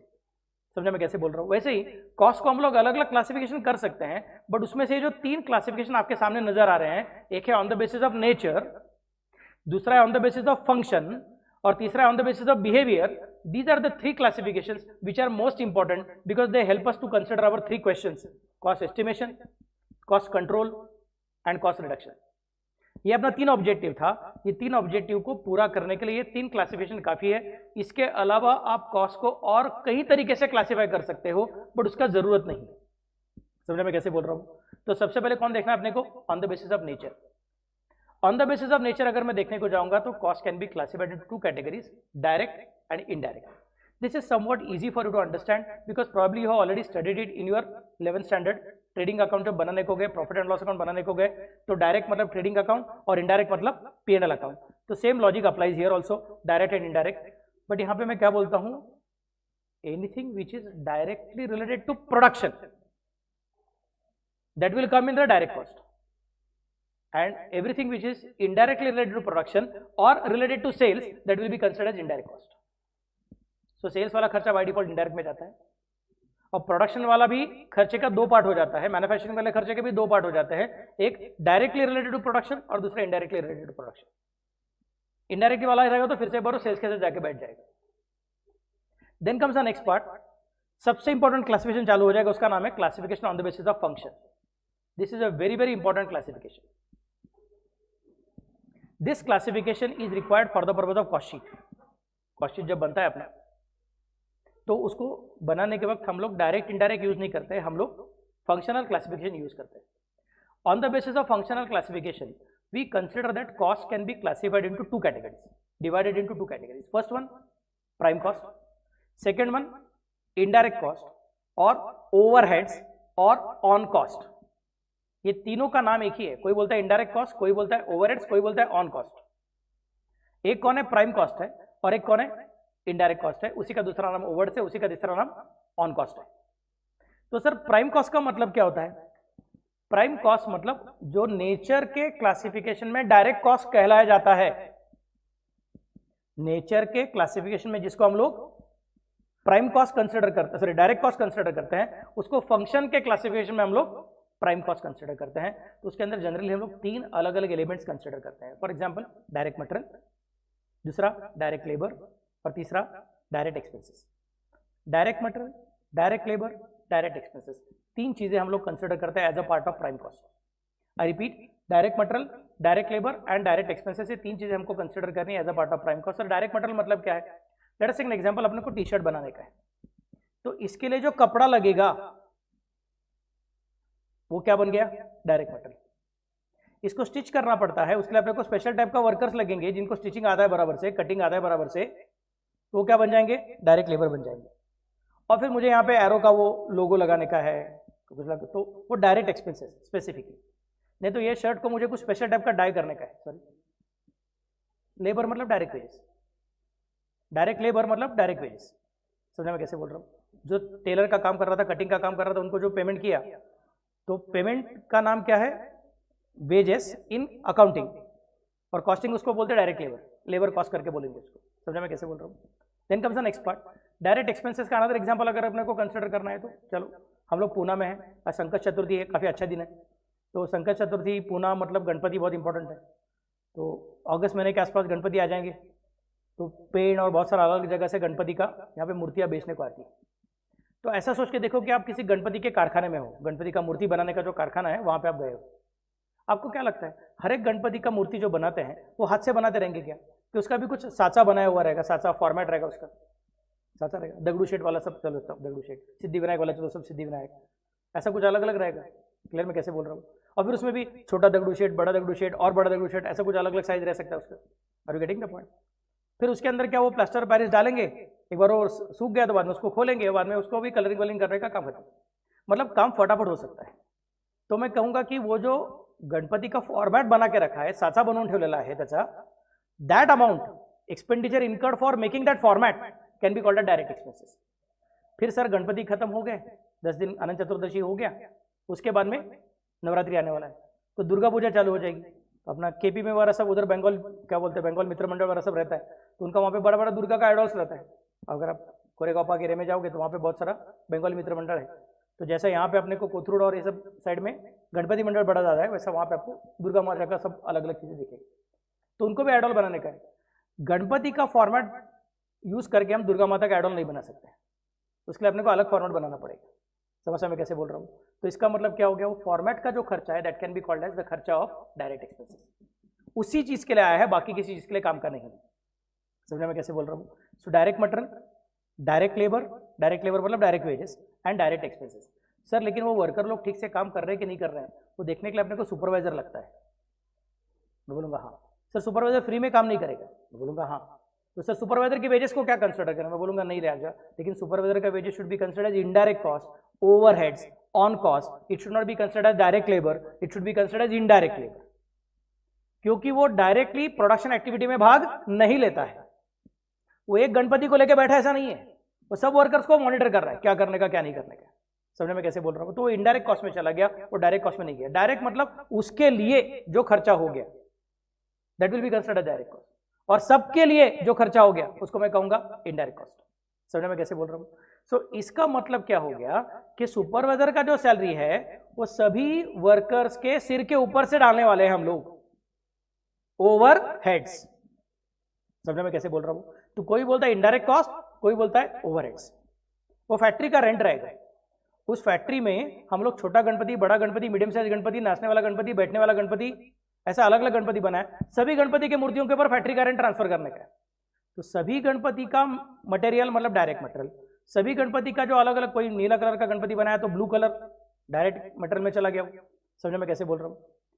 तो वो सब direct material, direct labour, direct expenses बन गए हैं, लेकिन बाद में हर एक गणपति की मूर्ति को बेचने के टाइम अपने को याद रखने का है कि भैया हमको उसके पास से फैक्ट्री का रेंट भी वसूल करने का है। तो हर एक गणपति के सिर के ऊपर अपने को क्या करना पड़ेगा, फैक्ट्री का रेंट थोड़ा थोड़ा अमाउंट ट्रांसफर करना पड़ेगा।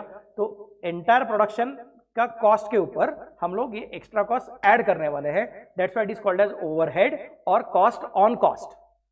तो कोई कहता है इनडायरेक्ट कॉस्ट, कोई कहता है ओवरहेड्स, कोई कहता है ऑन कॉस्ट। समझ में कैसे बोल रहा हूं? तो तीनों का मतलब एक ही है। फिर ये जो ओवरहेड्स है वो कहां पे हो सकता है? मैंने ऊपर क्या बोला? मैंने ऊपर बोला ये फंक्शनल क्लासिफिकेशन है। तो कौन सा फंक्शन परफॉर्म कर रहे हैं वो देखने का है। आई रिपीट, कौन सा फंक्शन परफॉर्म कर रहे हैं वो अपने को देखने का है। तो फंक्शन कौन सा रह सकता है? Number 1, it can be the work in factory, example factory supervisor salary, example gas and water, factory में जो लगता है गैस एंड वाटर वो, एग्जाम्पल फैक्ट्री पावर, देखो ऑफिस में जो लगता है उसको हम लोग इलेक्ट्रिसिटी बोलते हैं, और फैक्ट्री में जो लगता है उसको हम लोग इलेक्ट्रिसिटी नहीं बोलते हैं, उसको हम लोग पावर बोलते हैं। समझने में कैसे बोल रहा हूँ? क्योंकि उधर हाई वोल्टेज रहेगा, 440 वोल्ट खतरा, डेंजर, वो सब चीज़ें वहाँ पे रहेगा। समझ में क्या? ऑफिस में तो क्या जनरल अपना सिर्फ एसी लगेगा, वाटर कूलर लगेगा, कॉफी मशीन लगेगा, कंप्यूटर्स लगेंगे, प्रिंटर लगेगा, तो उधर कुछ 440 वोल्ट का जरूरत नहीं है। सो ऑफिस मतलब इलेक्ट्रिसिटी है और फैक्ट्री मतलब पावर है। सो gas and water, factory power, factory rent, machinery का डिप्रिसिएशन। अगर फैक्ट्री का बिल्डिंग अपना खुद का रहेगा तो फैक्ट्री बिल्डिंग का डिप्रिसिएशन। उसके अलावा फैक्ट्री का सुपरवाइजर का सैलरी, फैक्ट्री का वॉचमैन रहेगा, गेटकीपर रहेगा, उसका सैलरी। ये सब चीजों को मैं कंसिडर करूंगा। They are the overheads which are incurred in the factory. Similarly there can be office. In the office accountants are sitting, clerks are sitting, receptionist are sitting, sales people are sitting. अलग अलग लोग बैठ के काम कर रहे हैं और ऑफिस में अपने को प्रिंटिंग एक्सेसरी लग रहा है, ऑफिस का भी रेंट है, ऑफिस का इलेक्ट्रिसिटी चार्जेस है, ऑफिस में टी एंड ब्रेकफास्ट है। हम लोगों को कम्युनिकेट करने को जाने वाले हैं तो अपने को लेटर भेजना पड़ेगा, पोस्टेज का खर्चा है, प्रिंटिंग एक्सेसरी का बाकी का खर्चा है। मैं बोलूँगा ये सब चीज़ें क्या हो गया, ऑफिस ओवरहेड से। ऑफिस में कंप्यूटर रहेगा, कंप्यूटर का डिप्रिसिएशन। ऑफिस में एसी रहेगा, एसी का डिप्रेशन, उसका रिपेयर एंड मेंटेनेंस। तो ये सब चीज़ें क्या बन गया, अपना ऑफिस ओवरहेड्स बन गया।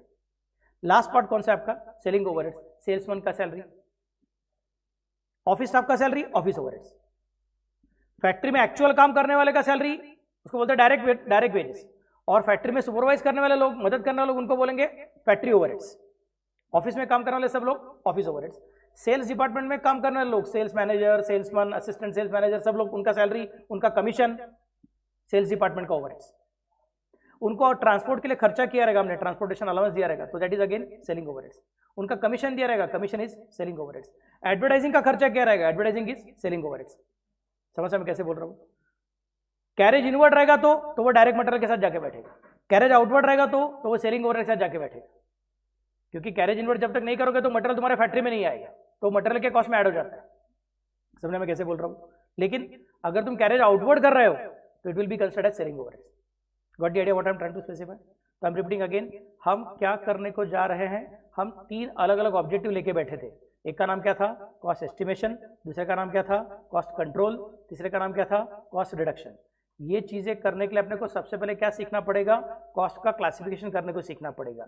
कॉस्ट हम कितने तरीके से क्लासिफाई कर सकते हैं, अनलिमिटेड तरीके से क्लासिफाई कर सकते हैं। उसमें से कितने तरीके इंपॉर्टेंट है, 3 तरीके इंपॉर्टेंट है।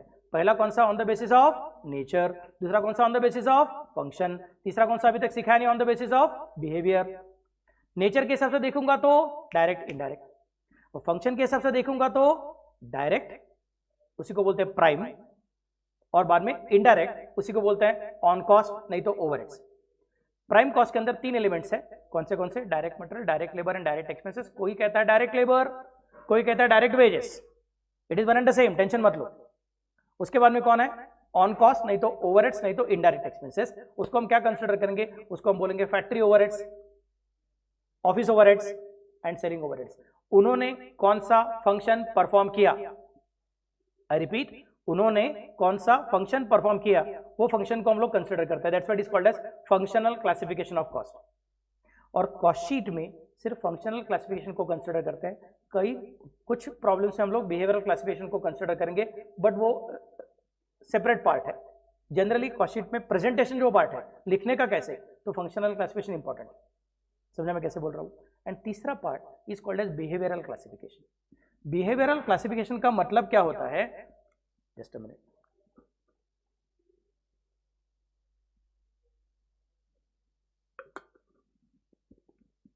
it is the classification which helps you to understand how the cost will behave। क्योंकि अपने को याद क्या करने का है, एस्टिमेशन करने का है। If you want to estimate, you should know how it will behave in future. समझने में कैसे बोल रहा हूँ? If you want to estimate something, then you should know how to behave in future. तो there are 2 different ways in which cost can behave. Either the cost can be fixed in nature, fixed in behaviour, or they can be variable in behavior। what is the meaning of fixed, what is the meaning of variable? आगे चल के जब मैं unit costing नाम का topic सिखाऊंगा, cost sheet के बाद नेक्स्ट टॉपिक वही रहता है यूनिट कॉस्टिंग, तब तो इसके बारे में बहुत डिटेल में बात करने का है। अभी सिर्फ इतना याद रखो, आज हम क्लास में बैठे हुए हैं, इधर 4 बच्चे बैठे, घर पे 10 बच्चे बैठे हैं, तो बताओ क्लास का रेंट सपोज 60,000 रुपया है पर मंथ, तो रेंट तो वही रहेगा। 4 बच्चे बैठे के 40 बच्चे बैठे, उससे अपने लैंडलॉर्ड को कुछ फर्क नहीं पड़ता है। वो बोलेगा सर रेंट तो देना ही पड़ेगा 60,000 रुपया। फिर आज 4 बच्चे हैं, इन्होंने अपने दोस्तों को जाके बोला अरे यार बहुत मजा आ गया रे, चल तू भी आजा पढ़ाई करने को। ये थोड़ा अलग तरीके से पढ़ाई करते हैं हम लोग यहाँ पे। तो 4 के 8 हो गए, 8 के 16 हो गए, 16 के 32 हो गए। ओके, लैंडलॉर्ड उधर से देख रहा है, सर बच्चा लोग बढ़ गया, रेंट ज़्यादा दे दो। मैं बोलूँगा अरे आवाज़ नहीं करने का, जब 4 थे तभी भी अपने 60,000 लगाया था, अब 32 हो गया तो मुझे वो पैसा कमाने दो, अभी आप बीच में बात नहीं करने का।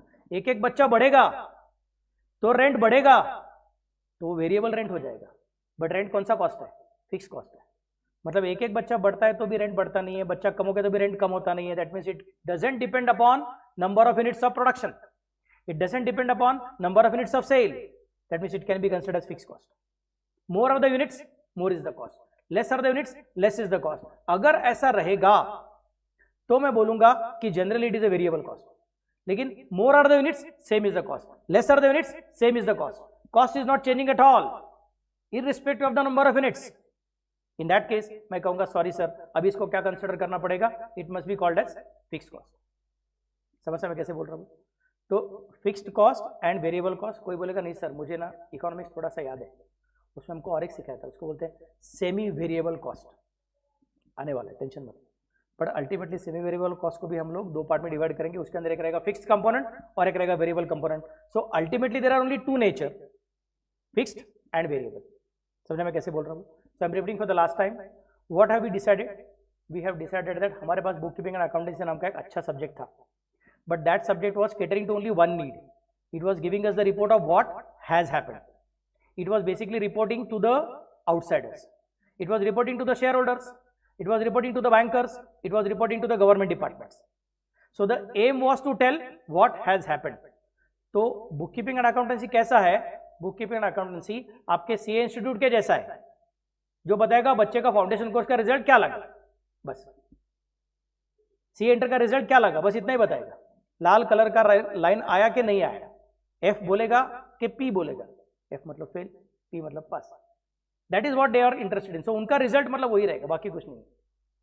लेकिन अगर आप साली मैडम की तरफ देखोगे, मेरी तरफ देखोगे, मैं बोलूंगा मुझे उससे कुछ फर्क ही नहीं पड़ता है। मुझे देखने का कि अभी मैं कल से पढ़ाई कैसे करवा के लूंगा, कितना जल्दी क्लास चालू करूंगा, कितना बजे क्लास रखूंगा, टेंशन नहीं आना जिसके लिए क्या करना पड़ेगा, किस तरह से प्रॉब्लम करने पड़ेंगे, कौन सा टॉपिक है कौन सा टॉपिक सिखाना पड़ेगा। So I want totally different thing as compare to your parents. Your parents wants to see what are the marks, nothing more than that. Your employer wants to see what are the marks. यार interview में तेरा marksheet दिखा, बस बाकी कुछ नहीं। मैं बोलूंगा तुम्हारा मार्कशीट मैं बनाने के लिए मदद करने वाला हूं, मेरा ऑब्जेक्टिव अलग है। I am not the person who is going to look at marksheet and से अच्छा this is an intelligent student और this is not so intelligent student. I am the person who is going to help you develop your marksheet. तो मेरा objective अलग है।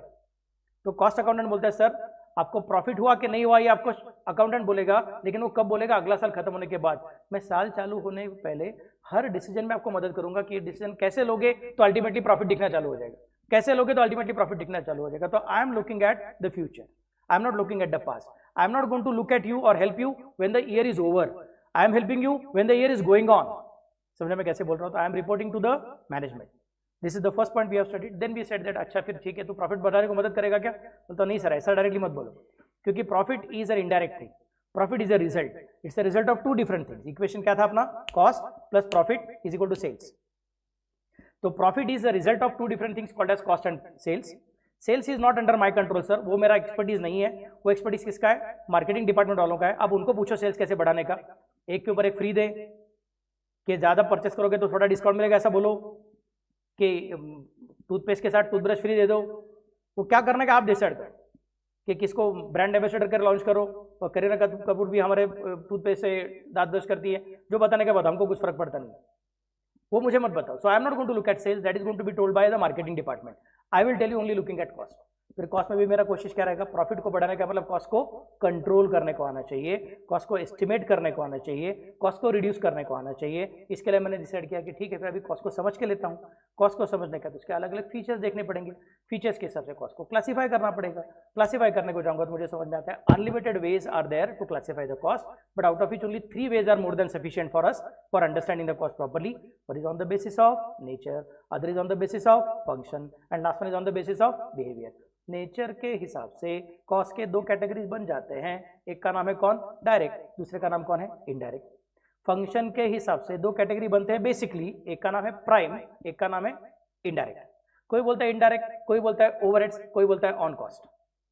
Prime के अंदर फिर 3 पार्ट आते हैं, direct material, direct labour and direct expenses. तो जनरली नेचर में जो डायरेक्ट है वो फंक्शन में प्राइम है, नेचर में जो इनडायरेक्ट है वही फंक्शन में इनडायरेक्ट, नहीं तो ओवरहेड्स नहीं तो ऑन कॉस्ट करके आया है, लेकिन उसको हम लोग एक्स्ट्रा क्लासिफाई करके दिखा रहे हैं। ये जो इनडायरेक्ट है वो कहां पे हो रहा है, फैक्ट्री में हो रहा है कि ऑफिस में हो रहा है कि सेल्स डिपार्टमेंट में हो रहा है, ऐसा उसको हम लोग 3 तरीके से क्लासिफाई करते हैं। Then comes the last part, on the basis of behaviour, units बढ़ने दो नहीं तो कम होने दो, मैं इतना का इतना ही रहूंगा तो उसको बोलूंगा फिक्स कॉस्ट, यूनिट्स बढ़ गया कॉस्ट बढ़ गया, यूनिट्स कम हो गया कॉस्ट कम हो गया, मैं बोलूंगा शाबाश, तो ये क्या बन गया, वेरिएबल कॉस्ट। समझने में कैसे बोल रहा हूँ। नाउ लास्ट पॉइंट जो अभी ज्यादा जरूरत नहीं है लेकिन बता के रखता हूं, बाद में इसका बहुत सारा जरूरत पड़ने वाला है। जनरली आई कैन स्पेसिफाई, ये जो डायरेक्ट है ना अपना डायरेक्ट इधर का,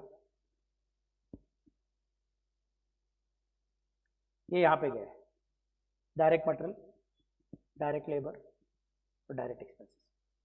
और जो इनडायरेक्ट है ना वो यहां से उठ के यहां पे चला गया है। समझ में कैसे बोल रहा हूं। Then comes the next part, ये जो डायरेक्ट मटेरियल है, अभी ठीक से सुनिएगा, कलर चेंज करता हूं मैं तो समझने को इजी जाएगा। ये जो डायरेक्ट मटेरियल है, ये डायरेक्ट मटेरियल मतलब अपना वेरिएबल कॉस्ट रहने का चांसेस सबसे ज्यादा है।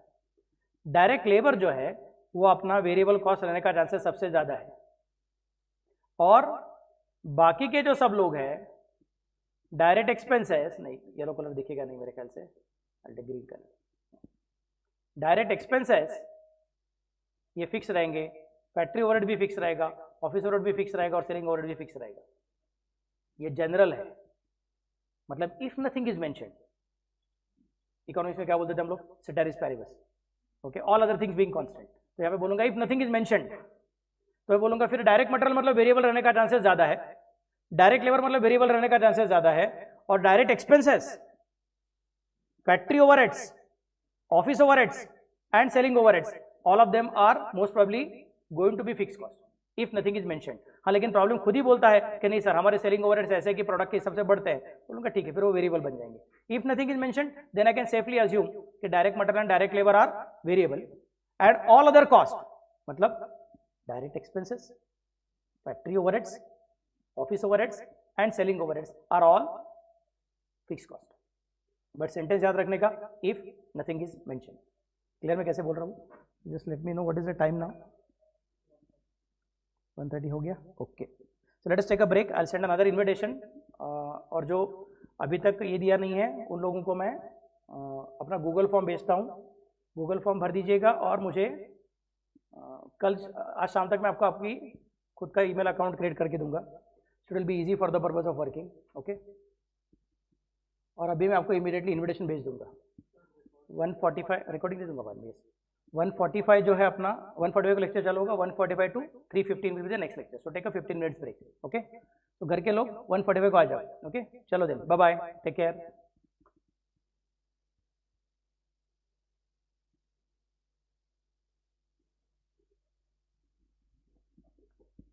बोला रेकॉर्डिंग काय सेपरेट आहे बसायला तुम्हाला, डिटेल्स पाठवते तुम्हाला।